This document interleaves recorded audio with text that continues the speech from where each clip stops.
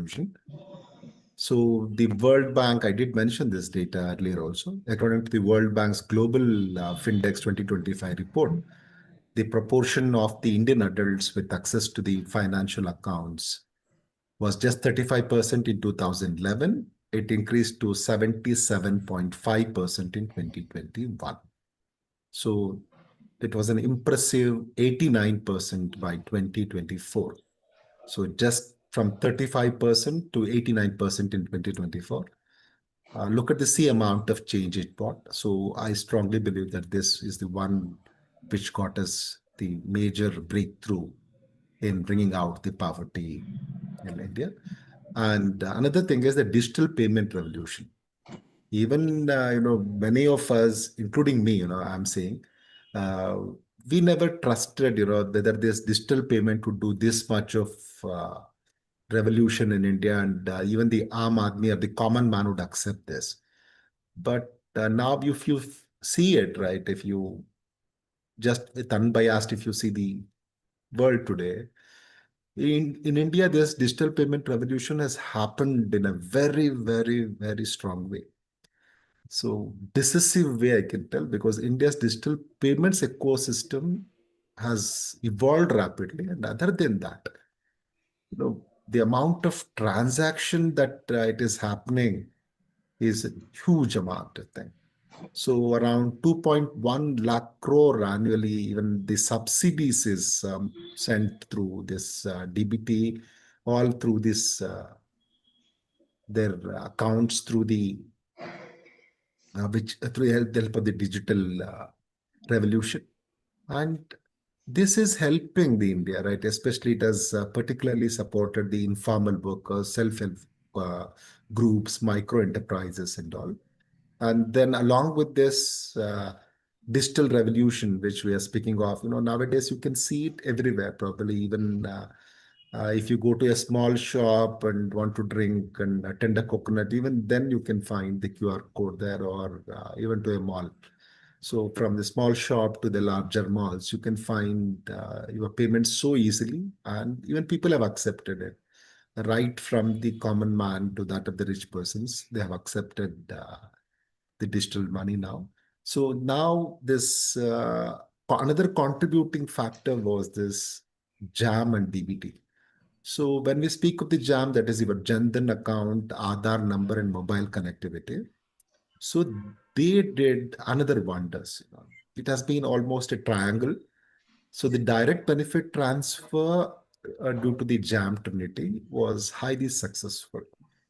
So it ensured that the welfare transfers reach the intended beneficiaries without any leakages. So I did mention that, right, to what extent we have saved the money because of that. So the subsidies accounted generally for 16% of the total government expenditure, approximately 2.1 lakh crore annually. So now it has reduced to 9%. It has reduced to 9%. But the beneficiaries has expanded. Let us not forget this. Okay, they have reduced it. No, the beneficiaries have expanded, but the expenditure has reduced because of this DBT. So beneficiaries base from 11 crore to 176 crore. 11 crore to 17.6 crore individuals. So that's the advantage that which it is having. And it represents a 16-fold almost increase over it. And the food security and Prime Minister Garib Kalyan Anna Yojana also as another factor. So in the morning session, in the earlier session, I did mention about how this Pradhan Mantri Garib Kalyana Yojana did wonders for the vulnerable households. This Prime Minister Garib Kalyan Anna Yojana gave almost 5 kgs of food grains per person, free of cost to around 81 crore beneficiaries. So this was also game changer. Especially it helped us during the COVID-19 pandemic, that it was launched because of that only, but continued thereafter. Because again, those who have come out of the poverty line should not go back and fall in the poverty trap to such extent till government feels that this acts as a cushion it will continue this program. That's what government has told. So in the continuation of this program has been already announced until 2029. So in January 2024 itself, they have announced that it will be continued till 2029. So till then, around 81 crore beneficiaries will be benefited. And of course, if there are some more additions also. So around 81 crore additions will be benefited because of this PM Prime Minister Garib Kalyan Anna Yojana. And the effective implementation and the grassroots coordination is another important factor because we have seen throughout, right? In India, the major fallacy was with the effective implementation. That is where we failed many times. But here, uh, because there was an improved coordination between the central ministers, state agencies, state governments, and the local self-governments, and even the digital platform also. I did mention about the digital platforms that which helped us, digital revolution I did mention. So the digital platforms also allowed for the better outreach and delivery of the services. So one was the effective implementation, and the second one was the grassroots coordination. So effective implementation mechanism played a pivotal role. It actually had a very good coordination, right? It helped to have a very good coordination with the central ministers, state concerned ministers, agencies, and the local self-governments.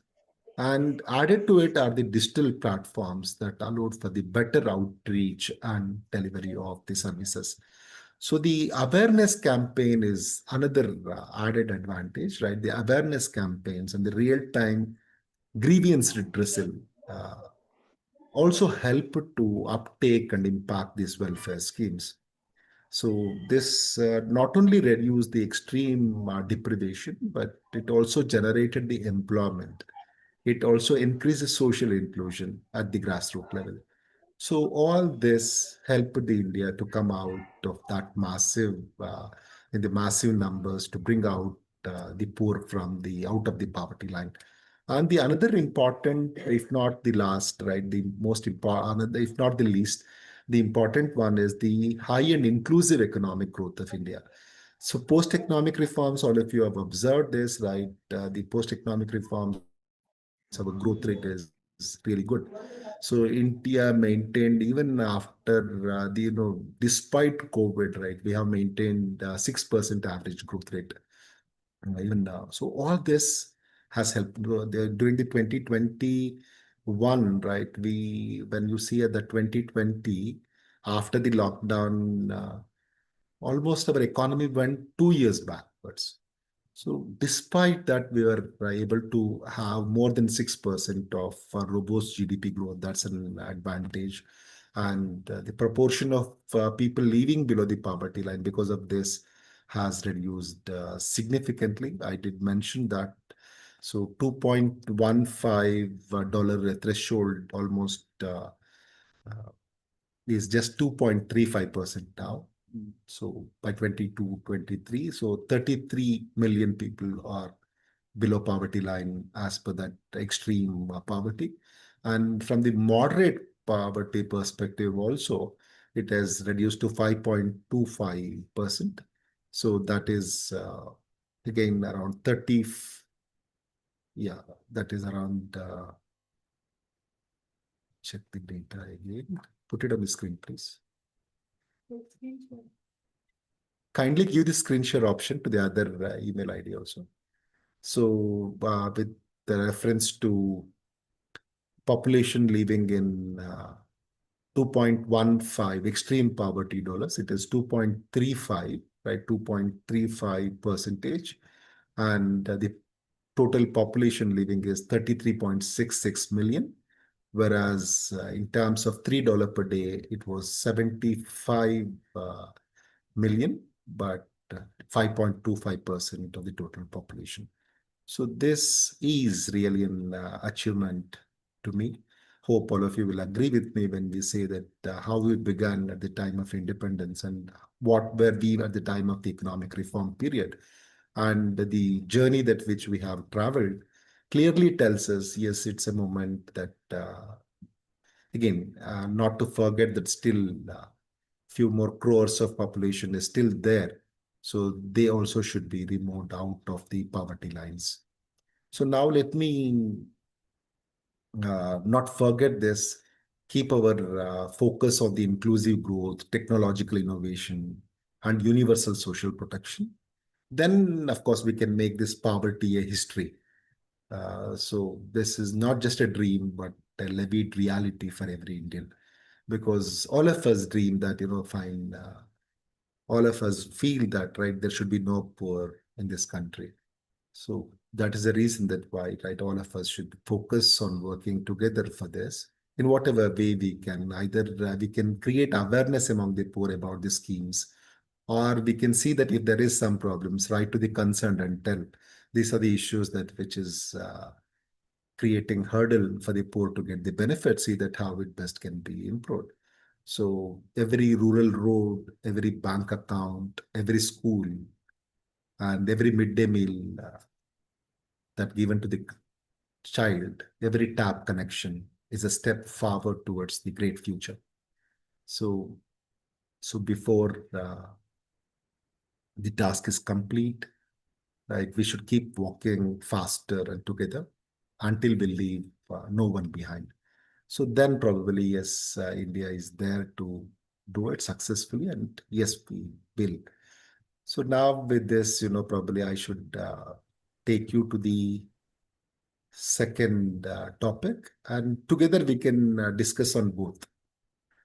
So all of you know, right, the second also is an equally important issue, but very crucial also. So when we speak of the zero hunger, this is the SDG goal 2. Probably all of us accept this, right? Hunger is the oldest and most devastating human challenges. We are already in the 21st century, but still, if somebody dies of hunger, then the whole humanity cannot forgive itself.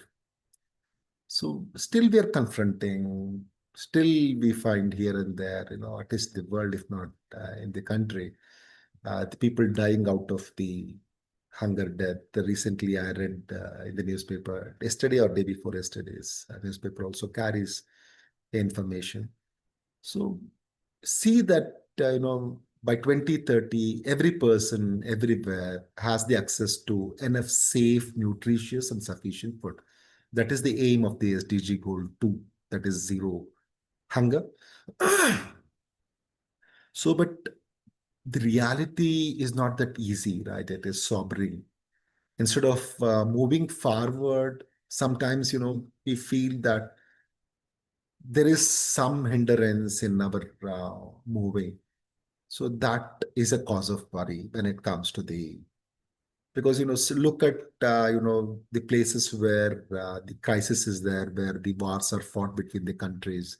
There, some of the uh, hunger deaths are reported. People are dying out of starvation, and these are not excusable. So that's the reason that why India firmly believes that this is not time for war. So the combined impact, especially after COVID-19, right? Before itself, the hunger was a major and massive problem. And after COVID, yeah, there was another issue added to it, and there was an impact was much more severe. So, and added to it, you can see recently this, right, the conflicts between the countries, the climate change, the deepening inequalities, and the economic shocks that which we are having every now and then have caused this hunger and food security to rise sharply. So by 2023, right, nearly 1 in 11 people worldwide were facing hunger. So across the world, 1 in 11, right, with reference to the poverty, we said 1 in 10 are in below poverty line, extreme poverty. So whereas with reference to the hungerness, so 1 in 11 people worldwide are facing the hunger. while 2.33 billion people experienced moderate to severe food insecurity, meaning they could not access the sufficient nourishment on a regular basis. So they're experiencing it already. They're experiencing it. They're not getting an adequate nourishment on an everyday basis. So this is not a marginal increase, right? When you compare it to 2019, in 2023, the figures have increased. So that is where the worry is. Probably, are we moving backward? So that makes you feel a little sad, and also create more awareness of us to work a little harder on this account. When we speak of the global hunger levels, it's measured by the prevalence of undernourishment. Here, it is not just about the food intake. It's about what type of food you take, whether you take a nutritious food. So these are also important, whether the pregnant woman takes a nutritious food, whether a newborn kid have and is a healthy. So these are all the issues that comes when it comes to measuring the hunger levels. So this consecutively, right, it has remained stubbornly high. Hunger levels have been almost a little higher only in 3 consecutive years across the world I'm speaking of. This across the world, this is the issue, especially after COVID, it has spiked up. Though I know it is a temporary, but still every every life matters. Every life matters.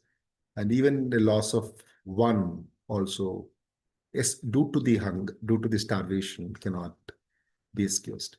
So today hunger is back at the levels. You cannot say from 2019 it has increased, but from 2015 when you compare 2005 when you compare it, much things have changed. That one has to agree.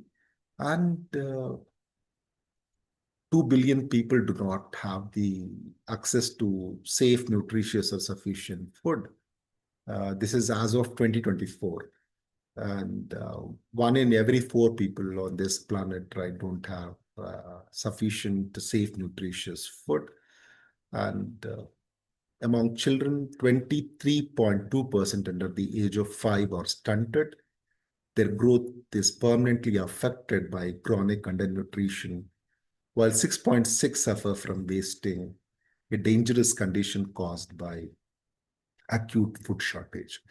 So this is where the world has to be now awakened and look at what's happening with reference to the nutritious food availability to all.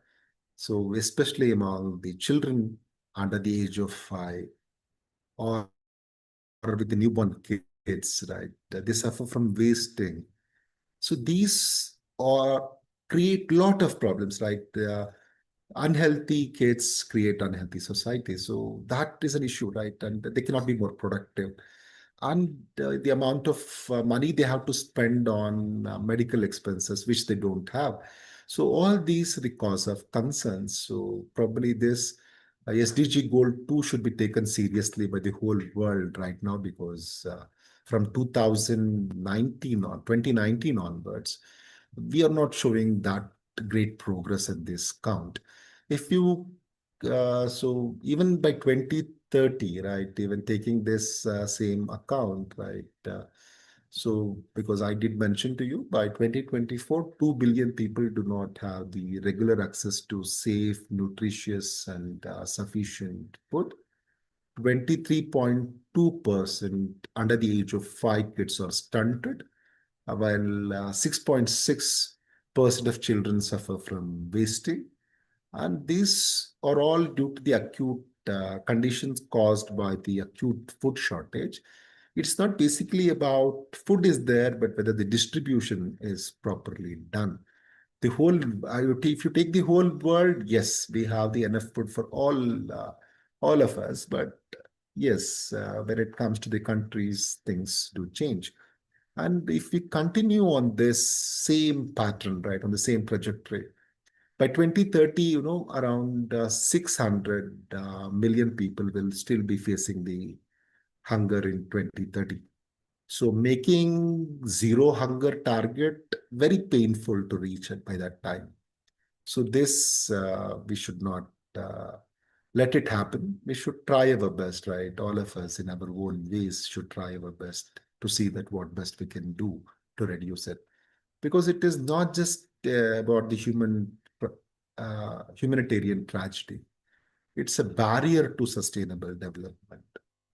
Uh, when we speak of barrier to sustainable development, all of us know, right? Even the future is involved in this, right? We are without compromising the needs of the future generation. So that also comes here, not just the present tragedy which we are speaking of, even that of the future tragedy that which is forthcoming also is important here.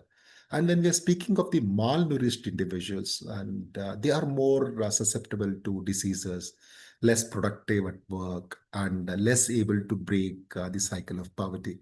So all of us do agree on this point, because if even slightest of cough or cold, we'll not be able to give our 100%. So in such a case, a malnourished individuals, how can we expect, even when deficiency of B12, right, one also makes you so difficult to lead a successful, happy life. So in such case, the entire malnourished individuals, if you take the malnourishment as a whole, then it they will be more susceptible, because they will be more susceptible to diseases. They'll be less productive at work. They'll not be able to break the cycle of poverty and come uh, above the poverty line, come above the poverty line. So these are all the issues that which we should understand. So children, if they go to school hungry, then they struggle to learn. If they're undernourished, and if they have, also they cannot learn properly. They perform poorly. The stamina levels will not be there. That is the reasons the diseases also come easily, and you cannot sit and study for a good number of hours. You cannot perform good. You cannot mingle well. So all these are the issues. So they more likely is dropout rates will also increase. So whichever families are trapped in the food security, they cannot invest in if they cannot have anything to eat, then forget their investment in education or the better livelihoods, or to take care of their health. That is humanly impossible task. So this is the reason that, right, and when we speak of uh, without addressing this crucial issue, the hunger, we will definitely fail to achieve the other sustainable goals also, because we did begin with saying that each are interconnected, right? All the 17 development goals are interconnected. So each one of them, right, play a major role in reduction of the other. So that is the reason that why, because when you speak of the health, then the third SDG goal also is crucial for you. So two, three, one, one, two, three are more interconnected, right? When you speak of the peace again, right, at the end, so there also it is interconnected, right? If you are healthy, then you speak of all this. So these are the issues that which we should not forget. And achieving SDG goal 2 will require a massive sustained investment in agriculture, not just to increase the food production, but to make it more resilient to disasters, because all of us know that how this climate change is impacting our lives. And of course, the economic shocks, the market shocks are also frequently happening after post-COVID. It is almost on a regular basis. It is also another thing. And the uncertainties have increased. And at that juncture, these are all becomes a crucial one. So we have to support our marginal farmers, small farmers, improve the rural infrastructure, improve our health infrastructure also, and improve the public distribution systems. So all these are very crucial. Otherwise, it becomes very tough. So social security measures should be increased, right? It should not be a short term, though we have a positive note. Yes, it has begun at least on the short term. It will be continued. So that should be a real thing that should be happening. And then it's about ensuring that no mother or child will go to the bed hungry, and no farmer who is giving us the crop will not eat his food, right? Because the many farmers, right, many farmers who are growing the food are also facing the problem now in many countries. So these are the issues. That is why I said SDG goal 2 should be taken, because if he suffers to eat 2 square meal a day, if the farmer suffers to have a 2 square meals day in this world, then it means to say something is really wrong in this world. So of course, in India is in a better position. I'm not saying in India we are having that condition, but in the overall world, right, where we are also the global citizens, so where all of us should have a role. But when we speak of the targets, what are the targets they have kept for this? So again, this is two is no hunger. So 2.1 is by 2030 ensure to end hunger and ensure access by all people, in particular the poor and the people in the vulnerable situations, including the infants, to safe, nutritious, and sufficient food all year round. So there should be a nutritious food, sufficient nutritious food throughout the year. That is 365 days a year. So this should be made available to all, especially to the vulnerable sections and poor. So this is what it means, and more so when it way vulnerable and poor. So it also means the infants, right? So all this is the target 2.1. So 2.2, they say, or they should end all forms of malnutrition.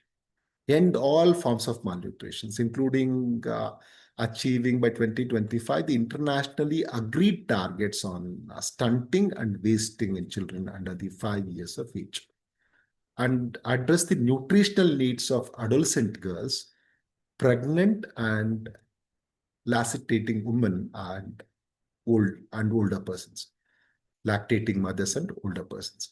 So this is a 2.2 target. So 2.2 target is concentrating on nutrition needs, right? To end all forms of malnutrition, especially among the children under 5 years of age. So adolescent girls, pregnant and lactating women, and older persons, right? The age-old persons. So all this, issues have to be taken care of. So the mothers who feed the milk should also be taken care at that time, because she needs more food, should need more nutritious food. So all these are the issues that which are crucial. So 2.3, SDG 2.3 is by 2030. So double the agriculture productivity and income of the small scale food producers. So particularly women, indigenous people, family farmers, then fisheries, though who involves in fishermen. So all this, then pastoralists. So all this, their income should be doubled by that time, right? So how it can happen? If it happens, if their productivity is doubled, then their income also will increase. So that is the underlining of that. So there should be a secure and equal access to land. That one point, how will they get more income? So one is see that they will get a secure and equal access to land. And then there will be more productive resources at their disposal. And they'll be having the knowledge to utilize it. And the financial services, markets, and opportunities for value addition will also be available to them, because all these are crucial, right? If you say yes, fine, we should increase the income of the small scale food producers, that is your marginal farmers, small farmers, especially the women, indigenous people, family farmers, pastoralists, fishermen. All this is fine, but how will we do it? If we want to do it, then see that they have the equal access to land. They will have the productive resources at their disposal. I mean, the input should be readily available, and they should have the knowledge, fair amount of knowledge on the financial services, markets, and the opportunities they have, and how they can utilize all this. So if it happens, then 2.3 is dedicated for that, and 2.4 by 2030 to ensure sustainable food production system and implement resilient agricultural practices that increases the productivity and production. This is again another important one. Why I say this again another important one? Because now we are speaking of climate change, right? We have to adapt to the climate change. If we have to negate its ill effects, then yes, adaptation to climate change, extreme weather, drought, flooding, we are seeing this. Extreme weather will be there, drought will be there. At one part of the country, there will be a drought, the other part, there will be flooding. Or in the same, within a month, there can be both. So across the world, we are seeing this, right? And other disasters that are progressively. Uh, so these Yes. disasters, Sir, sorry for the interruption. yes, Yeah, I am Lakshman Yadav yes, from GFGC Sirwar, Raichur district.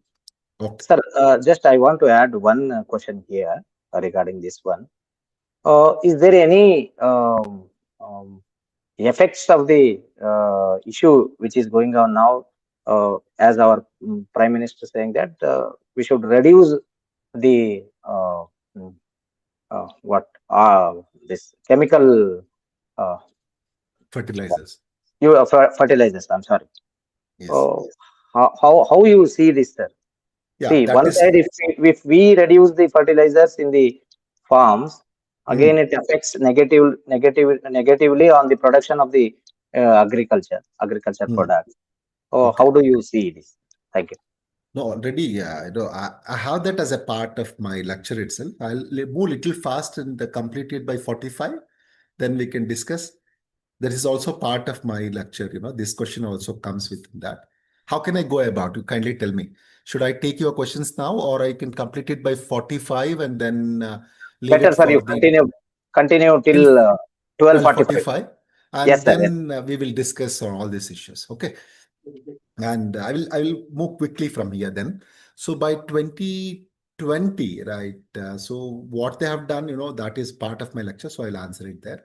So 2020, to maintain the genetic diversity of seeds, cultivated plants, and farmed and domesticated animals and the related wild species. So this is 2.5. And then, so what has to be done? So increase investment, current, and prevent the trade restriction. That is what SDG says, but look what Trump is doing, and adopt measures to ensure the proper functioning of the food commodity markets. So all these three are the issues. Now let us see, what are the facts, what are the figures across the world, and then come to and see India also. So in 2023, hunger affected around 9.1% of the global population. So even I have given you the figures of the uh, most undernourished individuals in the world also. So despite the global efforts in 2024, 6.6% of the children under the age of 5 suffered from wasting. 23.2% of them suffered from stunted growth, and 5.5% were overweight. So this is all, and that in case if we want to attain the zero hunger, so then we have to work at least the double of what they did all these years, because the same path if we go, right, in the same path if we go, then 600 million people will be still facing the hunger by 2030. So this is one point. Now let me just quickly move around. So what is the progress in India? So before looking at the progress in India, I also wants to draw your attention to the global hunger index, right? The global hunger index is calculated based on, probably all of you know this, on four indicators. One is undernourishment, child wasting, child stunting, child mortality. So these four issues, and then the GHI score is presented in the 100-point scale, where zero is the best score, where there is no hunger, and 100 is the worst score. So this is the basic premises so of this global health index. And if you are curious to know who publishes this, then this is published by globalhungerindex.org, which is by Welf, Hunger Hif. So they, the Institute of International Law and Peace and Armed Conflict, they're joining together with Ruhr University, Bochum, as an academic partner, publishes this every year. So, in the context of India, right, and when we speak of in the context of India, the GHI score is not that promising, right? The GHI score is not promising for India, and that is where it is cause of really a cause of worry for India, because of course what India is ranking 105th out of 127 countries, placing it in the serious category. They call it because our score is 27.3. Our score is just 27.3. So it put it in the serious category. It put it in the serious category. So the tools used to access, I told you, right, across all the countries, right, undernourishment, child mortality, these four indicators I did mention to you. So, but we are placed almost on the bottom of this ranking, Global Hunger Index. So, when we are saying we are on the bottom of it, then first important thing, let me also clarify you before telling you what government has done. You know, even the government of India has clearly stated that this global hunger index is taking only note of few issues and trying to understand the hunger in the world, which is not fair.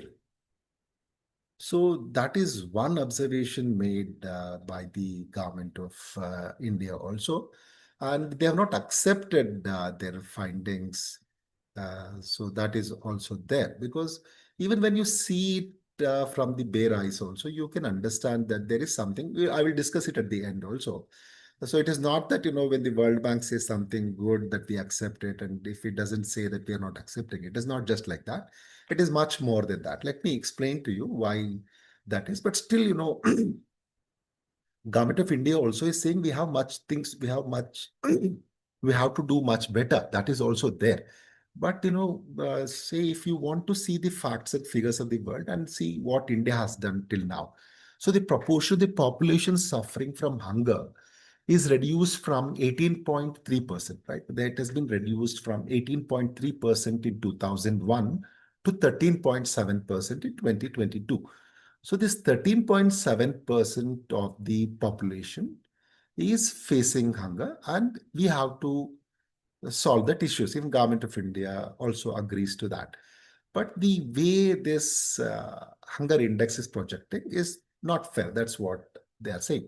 And the number of undernourished people, this is again the data of the United Nations, again, UN data, which I'm quoting you. This is not the Government of India data. This is the United Nations data, which I'm quoting you. So the proportion of the population suffering from hunger is reduced from 18.3% in 2001 to 13.7%.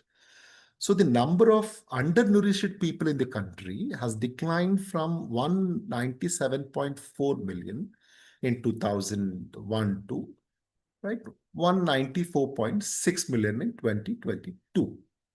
So then the number of children who were moderately or severely wasted reduced from 26,000, right, 26,688.3 per thousand in 3,000 in 2006 to 22.174 thousands. So it's very clear that it is on the reduction path, but it also means that still we have to do little better than what we are doing right now. So in 2024, the number of local breeds for which sufficient genetic resources are stored for reconstruction was 44. That also increased. So, and so the most important thing, let me also come to that. And the one important thing that which all of us should take note here is the third advanced estimates of the production of the major agricultural crops for the agriculture for the 24-25 financial year. So 2024-25, which ended in March, right? So 2024 April to 25 March.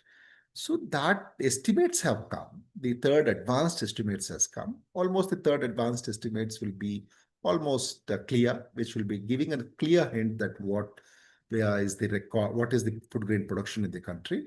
It is having a record food grain production, right, which is estimated around 3,539.59 lakh metric tons, which is almost higher than, which is higher by 216.61 lakh metric tons of food grain production when compared to 2023-24. Over the previous year, when you compare it, which was at 3,322.98 lakh metric tons. So it's approximately around 6.5% increase. So you have around 354 million tons of food grains produced in this country. So which is very clear that there is no issue when it comes to the food security for the individuals in this country. So in case of distribution, then even then, distribution, we just observed that even in the previous discussions, that 81 crore population are given the free provisions, right? 5 kg per individual, and even many states, state governments are adding to it and giving also. So per person, 5 kgs are given. If there are 5 persons, 25 kgs are given. Some states, another 5 kg is added with the state governments and given. So all that taken care, then why exactly still, this global hunger index, we're not faring well. So,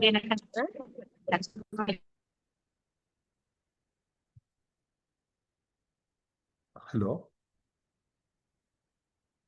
And, this government of India also has given this data stating about this 99.01% of beneficiaries are covered under the National Food Security Act 2013. That's what I was telling you.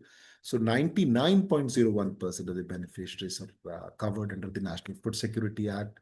Then this data is from Government of India. So then there is an improvement in the productivity of the rice and wheat also from 2,995.21 kg, around 3,000 kg, right? 2,995 kg per hectare to 3,052 kg per hectare. So all these are the, which helps our agriculture output enhanced, right? That's what we are seeing in the data is also stating that the third advanced estimates. And there is an increase in the gross value, GVA, in agriculture prices, even in the constant prices, from 0.71 lakhs to 0.86 lakhs in 2022-23. This is again in agriculture per worker, that increase in the GVA in agriculture per worker. Each worker's productivity also can be looked into from a different perspective. So then the improvement in the overall composite score of Gold 2 is moving from aspirant category in SDG India Index 3, right, to performer category in the SDG India Index 4. This is what Government of India is clearly stating, taking the data from what even the United Nations are agreeing to. So when we are speaking of this, right, so why exactly, global hunger index is putting India in this serious zone. So it is stating, right, in 2023, right, in 2023, it was telling 32.1% of the children under the 5 are underweight, whereas in 24, it is showing little lesser, right? So, but again, it is putting it under the serious category only. Last year, 2023, also it was 28.7, which was serious. So in 2024, it was 27.3, again serious. So it means to say it has reduced. The score of India compared to 28 has reduced, has increased, right? If it is 0 is the best, then we are moving towards the better, but not much has been done. That's what we should understand here. And so here the case, right, when we are speaking of this issue, so then the specific findings of this GHI 2024 is the undernourished children are 13.7%, right? Undernourished children are 13.7%. The stunted children are still 35.5%. Wasted children are 18.7%. They say it's highest in the global, highest globally. Then child mortality rate is 2.9%. So for which, Government of India, as I told you, 2024, the Ministry of Women and Child Development, they said, the absence of data from their post-on tracker, you should have taken the data from the post-on tracker, which reportedly indicates a lower child wasting rate of 7.2%. So they're not taking the uh, approved data set. That is one faulty, and another one is the methodology that which they are taking care. So when we speak, the government also takes note that 3 out of the 4 GHI indicators, especially pertaining to the children health, may not provide us the complete representation of the entire population. So that is also there. And the sample size which they collect, right? The sample size which they collect is too small, right? And the government has expressed their doubts about the accuracy of the proportion of the malnourished population indicator, as it is based on a very, very small size opinion poll. So despite these issues, government is also, very clear that it is seeing that it is leaving no stones unturned to see that to give nutritious food to all the kids as well as the mothers. So this is also there. So what exactly Government of India did, right? So India's policy framework, if at all, if you see, to attain the zero hunger. So here, in order to attain the hunger elimination, in both the agriculture policy, nutrition policy. So both are taken into consideration. So multi-pronged effort has been done. So they're taking into consideration the one side, the agriculture policy, the other side, the nutrition policy. So, and the way it has to reach to the poor is also considered. So nutritional security initiatives, right, which we discussed in the earlier session also. The nutritional security initiatives, right, the National Food Security Act, which came in 2013, were in the 5 kgs, and 81% of the 81 crore population is still given the free rations now also up to 2029. Not, it will not be stopped the next year or so. So the food security is there, and every individual is given 5 kg of subsidized food grains, and for the Antyodaya, it is almost given free.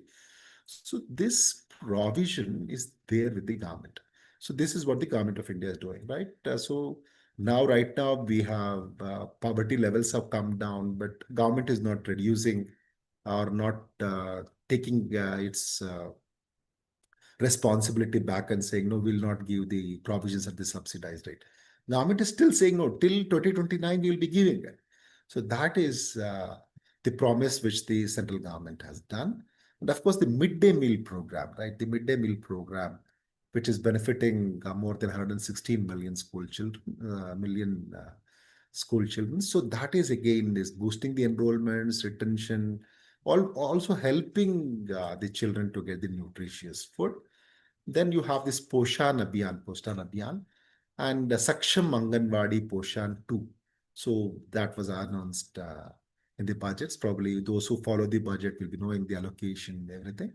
So the target reduction in stunting, wasting, anemia. So all this is now clearly done, and each child is tracked using the post-on tracker. So once the kid comes to the world, so immediately it will be tracked, even much before it comes, only when the mother is pregnant. So the data will be taken and it will be tracked. The mothers immediately, she will be given nutritious food through Anganwadis, and then later on also, after she gives birth to the child, both to the mother and kid, right? They keep track of them, their post-on tracker, and they give the nutritious food to them. And then Pradhan Mantri Garib Kalyan Yojana, I did mention that, right, which is extended till 2029. That should not be forgotten. So all these they are doing. And another thing is to increase the productivity also, right? Because on the one hand, you should give the nutritious food to all those who requires it, especially to the poor, underprivileged, right? And so marginalized sections of the society. So all this is also there. And on the one other hand, they're trying to look into the agriculture productivity and sustainability. So the green revolution learnings, probably the big lesson that which we learned was to apply the diversify crop towards the pulses, millets, oil seeds. So all this is continued. Of course, one crop per one district also is there, and crop diversification also is continued. So then this national mission on sustainable agriculture, right, where they're bringing in the climate resilient farming practices, soil health cards, water use efficiency. So this is what I was highlighting. My friend did ask one question, right? So how exactly, what are the practices for the climate resilient practices? So they're issuing the soil health cards to all the farmers. So then they're checking the water use efficiency. Then they're giving the health cards, right? The health cards will tell, what to sow, when to sow, which seed is good for this soil. And this keeps on continuing again, not one time, this one, and regularly they keep updating them what to grow and when they should do, what are the mitigating strategies. So all this were there. And this Prime Minister Krishi Sinchaya Yojana is there. Again, another step forward. This is per drop, more crop, right? So every drop of water should get you more crop. Mean to say we are using water for our fields in a much more sensible way. So not to waste even a drop of water, right? Not to even when we irrigate our lands, we should not waste the water. So that is what this PM Krishi Sinchaya Yojana is: per drop, more crop. So how to get, with irrigation coverage, so how to get more drop per more crop per each drop of water. Then another is PM Kisan Sampada Yojana is there. That is about this mega food parks, cold storage units, agro processing. So all this are also done, right? So that even our youths will be benefited. They will also get the jobs, right? Mega food, and even the national initiatives on climate resilient agriculture is also there. So this is also again one more step of the government, wherein the national initiative on baby ಮೇಡಮ್ದು interview ಇವತ್ತು ಎಲ್ಲಿಗೆ climate. ಇದು PhD ಆದ್ರಿಂದ ಯಾರು ಇಲ್ಲ ಸಂದೇಶ ಬಂದು ಮದುವೆ Kindly ಐತೆ ಅಂತ mute. ಹೋದ್ರು. On climate resilient agriculture. So they're adapting crops to the climate stress, right? And even research is going on which type of seeds at that time, which types of seeds should be sown. So good amount of research has been done, and which month it has to be grown because of the change in the pattern also. So all this has been done, and the food fortification or the biofortification is also done. When we are speaking of the rice, wheat flour, edible oils with essential micronutrients through PDS and ICDS is also given there. So these are the issues. And quickly, I will just uh, point out, why India is lagging behind. Despite the government efforts, right, still there are some issues which our government is unable to tackle. So what are those issues? One is the social and cultural factors. So the low status of women, even now, the preference for the male child can be seen in many of the families, despite this much of, despite that we are moving forward to become a developed nation by 2047. So, but still, that in many families, many households, this preference for the male child or the giving or not giving an adequate respect to the woman is not still happening. When there is a low status of woman, then it limits the access to nutritious food and health services.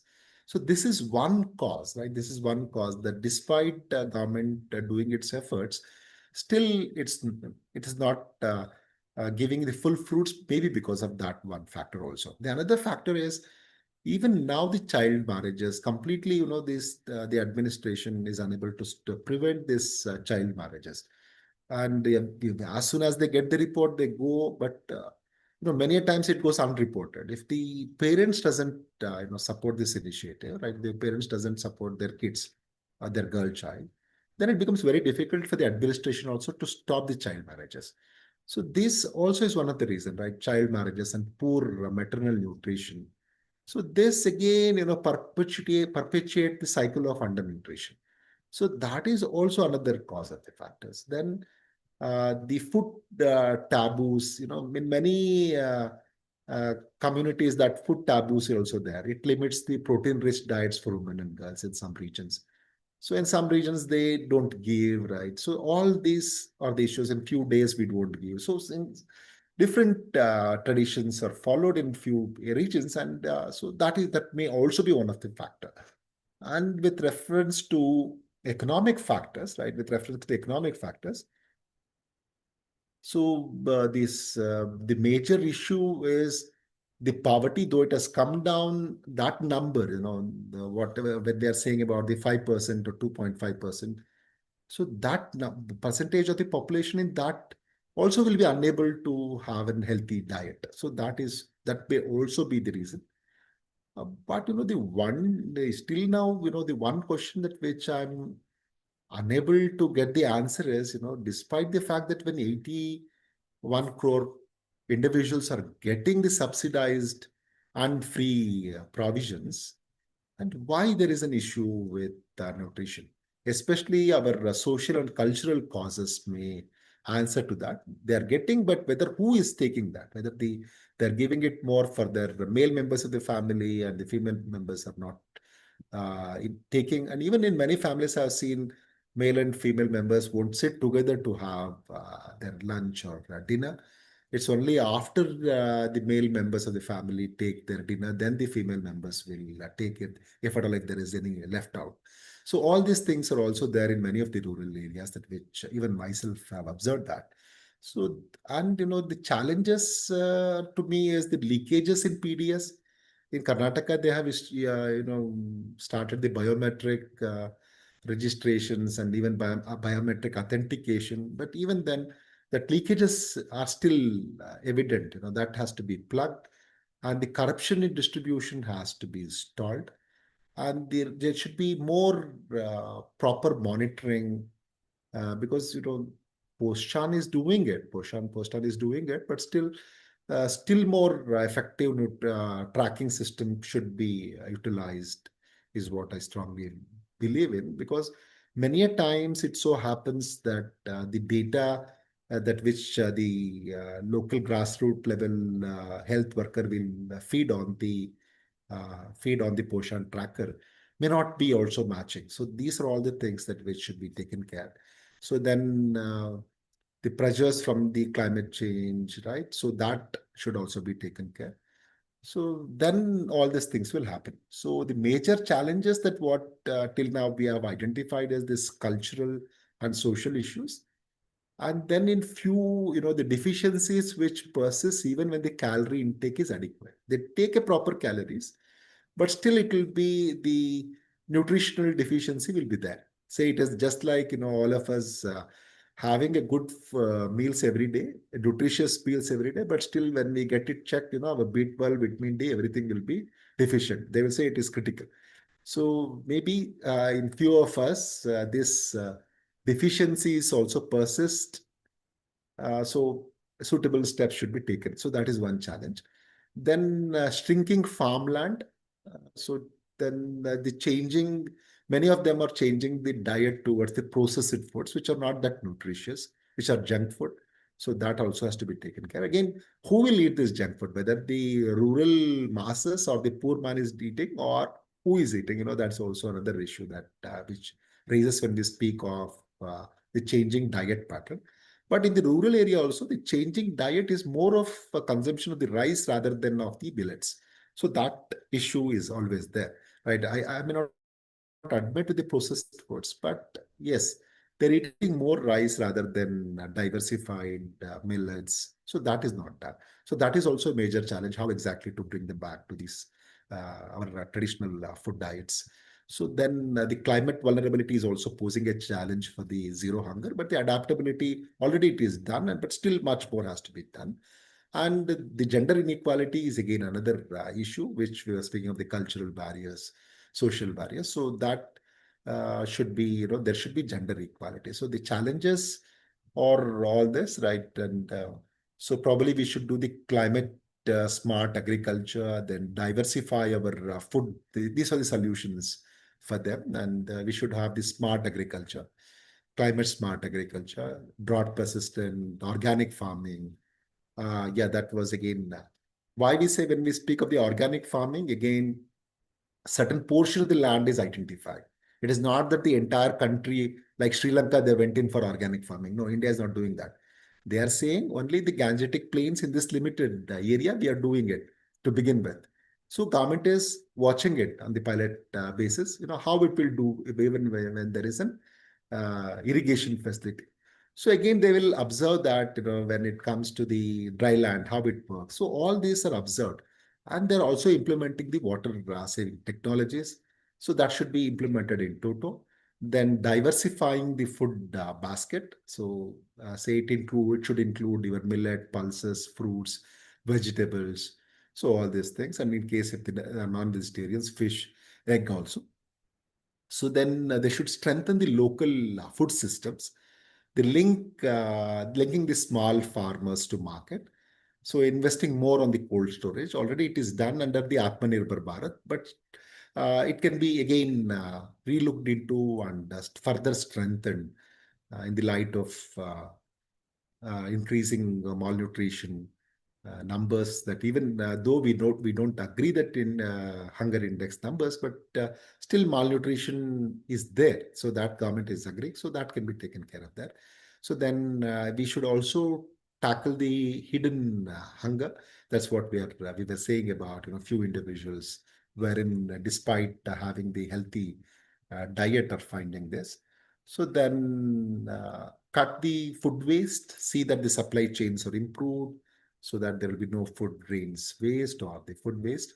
So then there should be more integrated governance, both the central government, state government, right? As in the case of poverty reduction, even in the case of the hunger, zero hunger also, they can plan and do it. So I have, you can, if you have any questions, you can just, or discuss also, you can do now. So at the